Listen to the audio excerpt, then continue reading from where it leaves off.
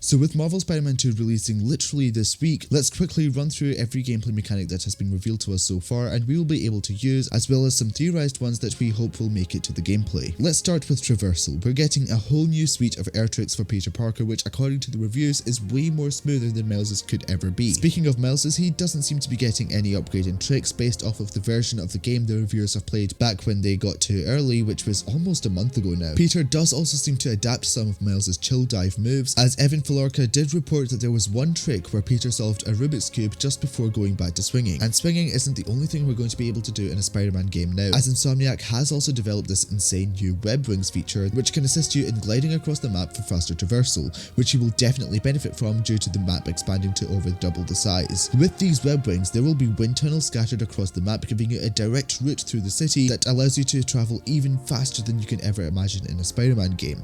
But there are more than just wind tunnels to speed up gameplay, as there are now poles placed across the map where you can perform a super slingshot that propels you across many blocks. But these are really fast and restricted to certain locations, which is why we will also be getting a standard slingshot that can be performed to gain momentum at any other time across the map. We will also be able to gain momentum through performing loop-de-loops, which is when we are swinging and instead of letting go of the web, we can alternatively stay on and keep going around in a circular motion. Each circle we do adding more momentum to our swing once we do let go. Similarly, we can also tether to corners as well, which then allows for more traversal movements, especially in the tight corners when turning. Now we've got all these new methods of gaining momentum in traversal, but what else can you do with all that momentum rather than just going from A to B? Well, you can now transfer some of that momentum into skidding on the surface of the water. The more momentum you have, the longer you will be skidding for. On the topic of traversal, we have some unconfirmed mechanics that were shown in cutscenes, but unknown if it will translate into games. Miles was using his Venom powers for an enhanced Venom powered point launch off this lamp in the gameplay reveal, which we haven't seen anything like this before. As well as in the CG trailer of the game, we get to see Miles using a Venom boosted jump off the ground before performing his Mega Venom Blast 2. We don't know if these will make its way over to the gameplay, but I really hope we do. And if Miles has Venom themed traversal moves, then we better get some similar perks with Peter using the mechanical spider arms and the symbiote suit. Now manually moving ourselves isn't the only kind of traversal, as we do also have fast travel, and in this game it's going to have one of the best fast travel systems in any game yet, where you can just hover over any part of the map and hold to fast travel and you will swing in or glide into that exact part. We also have the character switching, where we can literally switch to be on the other side of the map as the other Spider-Man. We also get to see this beautiful transition of zooming past the city along with it, which shows how much this game is really utilizing the full power of the PS5.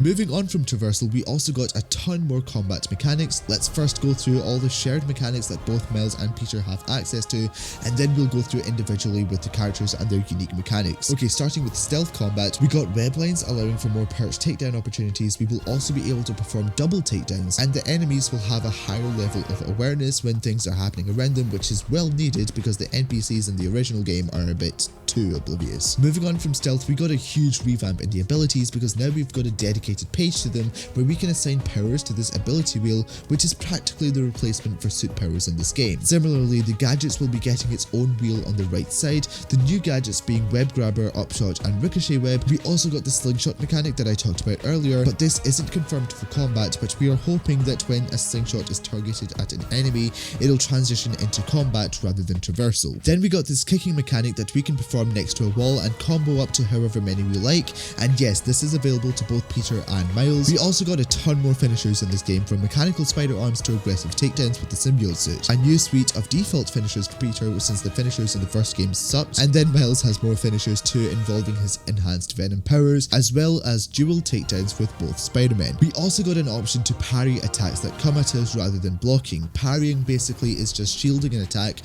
which then stuns the enemy for a moment, giving us a chance to strike back. Peter can do this with the symbiote and the mechanical arms, and Miles can do this with his Venom powers as demonstrated in the original teaser of the game. We can also now yank enemies to the side rather than just towards us, as well as now being able to directly throw objects at the enemies rather than having to wind it up each time. Now onto the unique mechanics for each Spider-Man, starting with Miles since he doesn't have much. But he does have his evolved Venom powers from all the new form reactors that he absorbed. This electricity is much more powerful than his regular one. As for a comparison, his orange Venom weak weakens his opponents, whereas his blue Venom here completely knocks them out. With this new evolved Venom, he also gets more abilities such as the Thunderclap, the Reverse Flux, and not to mention his Mega Venom Blast. Peter, on the other hand, has a lot more new content. We're going to get the mechanical spider arms, which come in its own set of abilities such as the Slash and this Whirlwind, and then we also get the highly praised symbiote suit with a whole range of powers. We got the black organic webs, the symbiote punch, the symbiote ball, the symbiote tendrils, symbiote blast, and a rage mode known as the symbiote surge, where all the enemies become one hit with an evolved black suit. We can also possibly toggle between the black suit and the normal suit, as we do have this indicator here which then disappears when entering a quick time event, suggesting that we can't change while in it. Moving on from the combat to the other things that we can do around the map and in the game, the side missions for one is getting a huge revamp and will be more engaging and will require either both Spider-Men or just one of the Spider-Men, or just specifically restricted to either Miles or Peter, meaning they both get their own time to shine in this game with own sets of missions and gameplay in this game. We also get a lot more varied crimes around the city, such as buildings on fire and much more compared to the usual gang huddles that we're used to. Missions across the map will be visually indicated depending on what happens. For example, Kraven's Talon drones will be seen circling buildings, Mysterio symbols across the skylines, and even down to seeing smoke coming from buildings in the distance, all of these encouraging us to take on the side missions rather than ignoring them. We also have hidden Kraven Hunter bases that adds an extra step of having to find the base first before starting any combat or stealth. And crimes aren't the only thing added, as we also get opportunities to do more friendly neighborhood tasks around the city.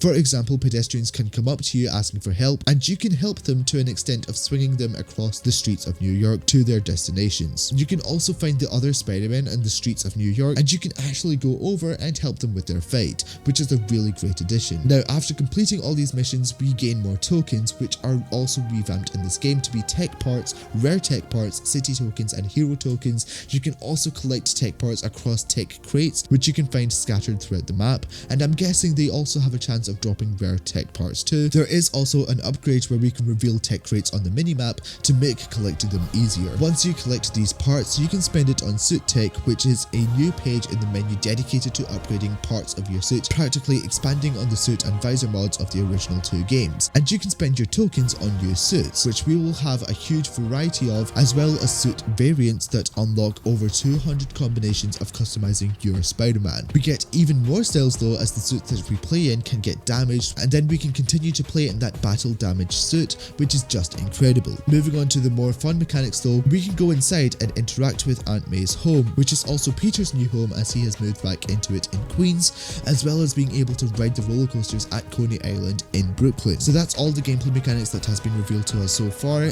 and if you're excited to play the game this Friday, then let me know in the comments below, smash that like button, and stay subscribed to the channel for more Spider-Man 2 content just like this one, because I do have a ton of new content waiting for you guys when the game launches, and you don't want to miss it. So I'll see you then.